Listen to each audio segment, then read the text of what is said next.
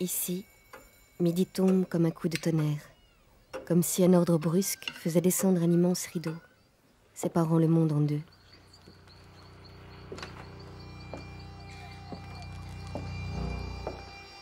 C'est exactement ça. Le temps de faire un pas, midi est là. Tout s'éteint. Une atmosphère qui ralentit le rythme du cœur, si elle ne l'arrête pas complètement. Les 12 coups d'horloge tombent comme des gouttes sur le rebord des toits, et la mort s'insinue habilement au cœur même de la vie.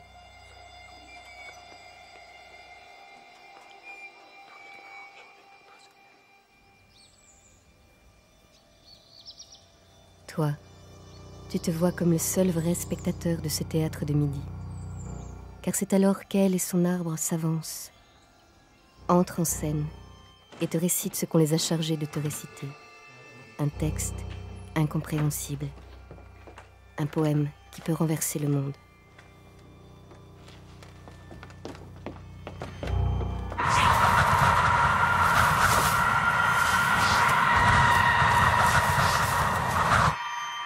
À midi, elle et son arbre entrent en scène par la gauche, pendant que le nuage entre par la droite.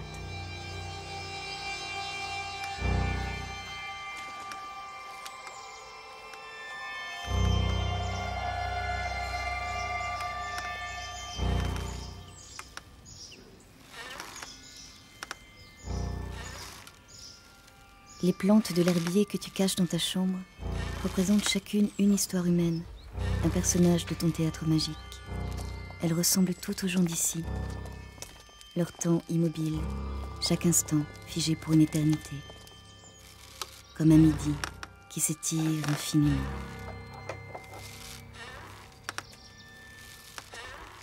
Ceux d'ici n'ont vu le train que de l'extérieur. Et la plus proche ville est pour eux aussi mystérieuse que l'Afrique. Ils restent là où ils gagnent leur vie, où le hasard les a fait pousser. Mais elle voit dans sa tête plus loin que plus loin, des pays pas comme ici, avec des châteaux de fer couverts de toits de cuivre, et avec des princes d'argent et des rois d'or. Ton enfance est devenue inaccessible. Personne n'y pénétrera plus, ni ton frère, ni personne. Personne d'autre qu'elle. Parce qu'aujourd'hui on enterre ton frère, et tous pensent que c'est à cause de toi.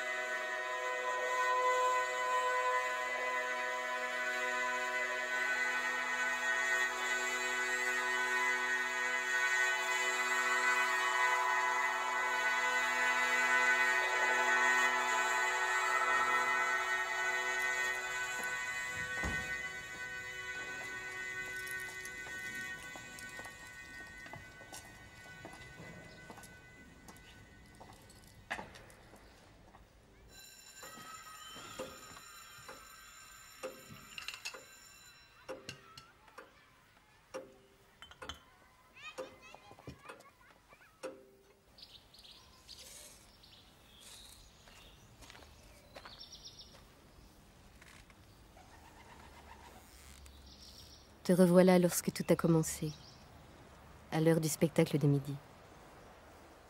Ce qu'elle te disait ressemblait à une pluie qui tombe dans le lointain sur un paysage étrange. Des nuages qui assombrissaient tout le voisinage.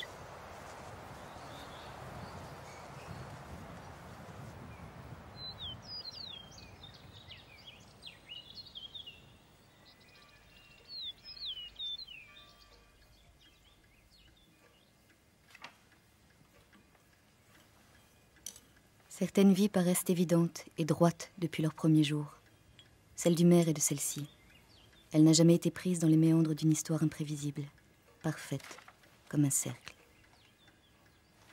Pour lui, toutes les jeunesses se ressemblent, mais l'une apparaîtra banale, l'autre, comme la tienne, nabée de douleur, une troisième, comme la sienne, à elle, baignée dans une lumière infernale. Pour lui, comme pour les autres, malgré les faits qui t'accusent aujourd'hui, tu n'es pas la cause véritable du mal qui dévore votre village. Ce mal, c'est cette fille. Imagine un arbre dont on attend qu'il va une fois de plus porter des fruits et qui déçoit cette espérance parce qu'il ne fructifie plus, tout simplement. Plus que toute autre, sa vie est ainsi décevante pour la communauté. Elle reste là, immobile, à jouer la statue toute la journée. Mais quand le maire dit toute la journée, et tu le sais, toi, ce n'est pas tout à fait vrai.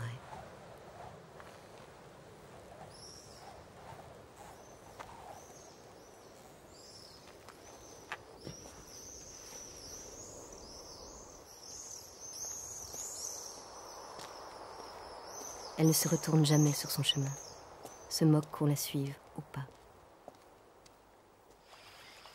Et tu pensais que quand elle t'emmènerait dans son voyage et que vous reviendriez ensemble, tu lui tiendrais la main, à peur de votre village.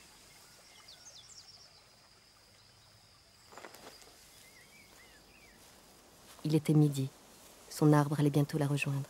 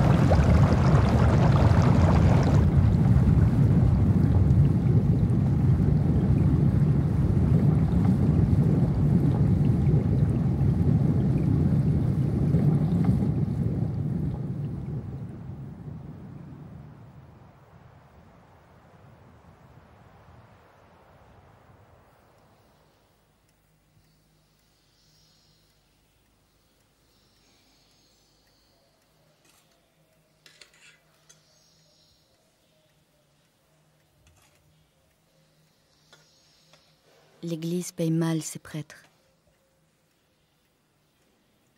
Son rire est saccadé. Il craint tout cérémonial, mais c'est l'évêque qu'il craint le plus. L'évêque, et puis cette heure du jour. C'est là que sont les hurlements de cette presque femme, à cette heure-là, tous les jours, des cris impossibles. Écoute, le bruit de cette chute insensée de toutes les parties molles de la mémoire. Écoute, ce sont manifestement là les plaintes de la fin du monde. Écoute encore l'opinion du curé sur ces cris, lui qui voudrait y découvrir le souvenir des otages de l'enfer. Écoute-le, lui qui voudrait se jeter au milieu de ces hurlements, les dominer par le pouvoir foudroyant de sa propre folie. Écoute, arrête-toi.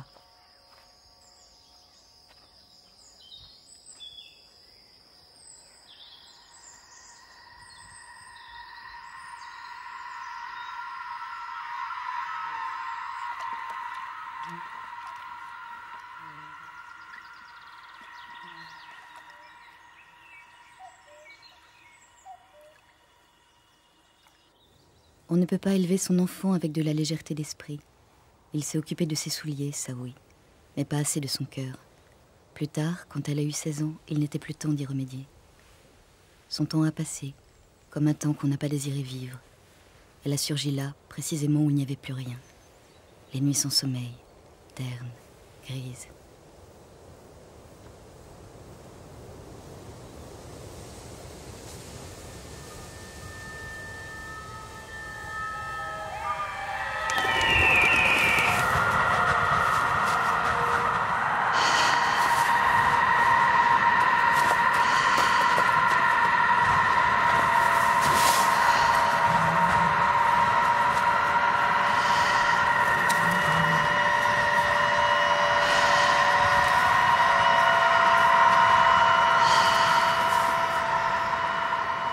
Ces cris transpercent au passage.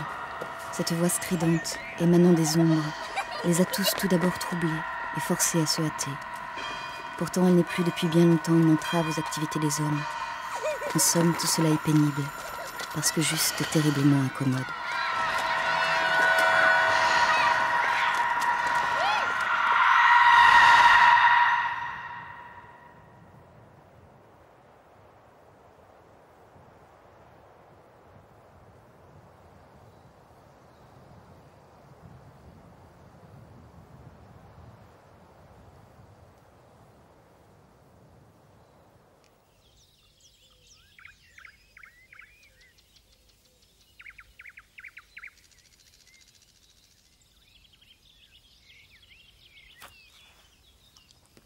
Presque tous ici ont les poumons rongés. Ils ont la maladie dans la poitrine, dans la tête, aux bras et aux jambes. Ils l'attrapent en travaillant dans la boue, par les chiens et le lait infecté. Il n'est pas étonnant alors que les superstitions aient si bon train. Le garde forestier est aussi bûcheron et fossoyeur, mais c'est la forêt qu'il connaît le mieux. Et il en sait long sur ce chêne, sa pierre et son eau croupissante. Même le curé et le docteur ne peuvent rien pour empêcher tous ces gens d'y venir. Accrochés linge, chemisettes, langes et bonnets, souillés de tous les virus de l'univers, persuadés qu'ils sont des vertus curatives de l'arbre.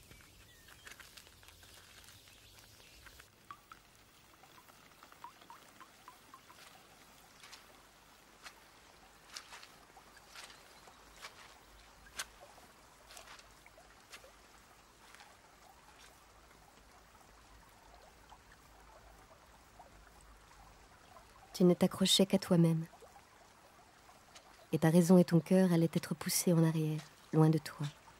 Car ce jour-là, tu es venu seul à la forêt pour goûter à son secret.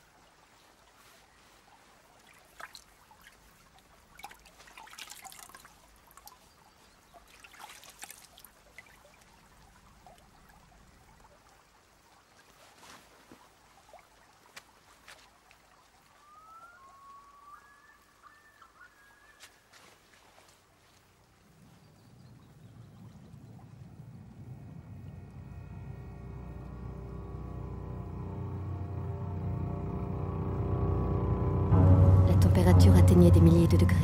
Tu supportais une tête dans laquelle les horizons basculaient. Si seulement tu avais pu parler à ta mère inquiète. Tes pieds aussi te faisaient mal. Les articulations. Mais il te fallait accepter ta peine pour en mériter la volupté. Brusquement, tout s'est mis à enfler de toutes parts et à fonctionner comme une mécanique gigantesque. Ta tête s'est mise à enfler et le paysage s'assombrir encore un peu plus. Et les hommes à gémir, à pousser des lamentations telles que tu n'en avais jamais entendues. Des lamentations accordées à ce nouveau paysage.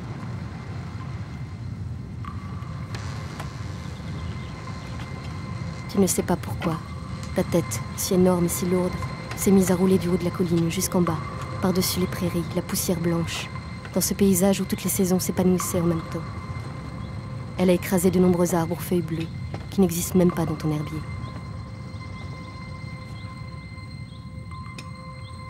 Et puis, enfin, elle s'est arrêtée de rouler. Tu es resté dans cette obscurité totale jusqu'à ton réveil. C'est ainsi que tu arrivais à marcher au même pas que ta douleur.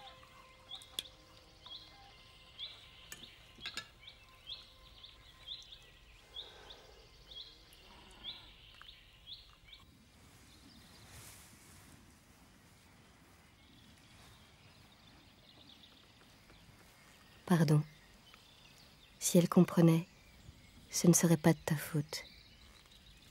Tu n'aurais tout de même pas dû la voler sans le lui demander.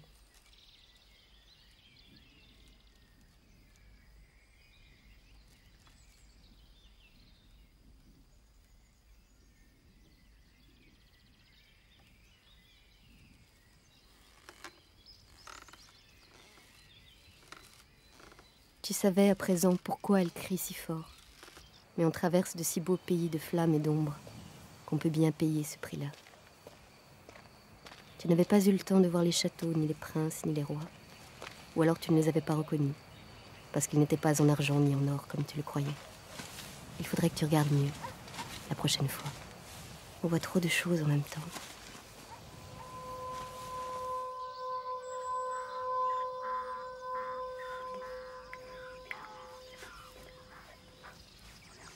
Ton frère t'a écouté longtemps, de ses grands yeux, lui raconter les pays du ciel que tu as traversés.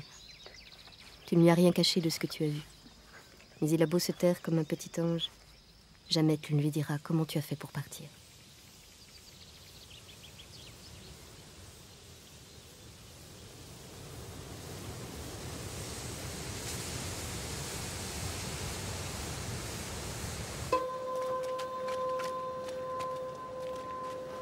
Tu n'aurais pas dû lui raconter. Et tu ne l'emmèneras pas avec toi.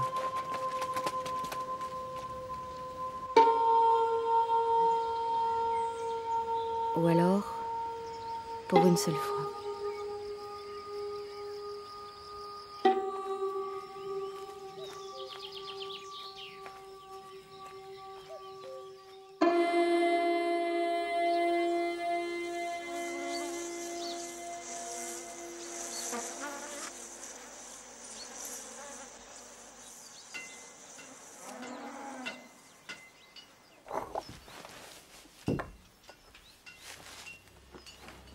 Il t'avait promis d'oublier par avance tout ce que tu ferais pour qu'il puisse aller faire un tour au pays de flammes. D'abord tout seul. Et si ça lui plaît, avec toi, la fois d'après.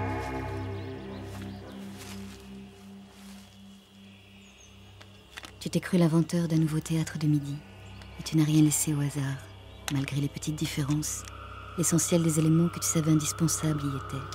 Les gestes précis que tu avais si bien répétés. Et l'eau que tu avais rapportée et cachée si précieusement.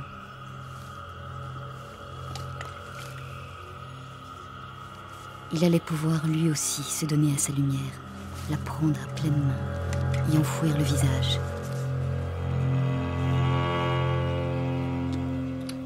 Pourquoi a-t-il fallu qu'il la boive ?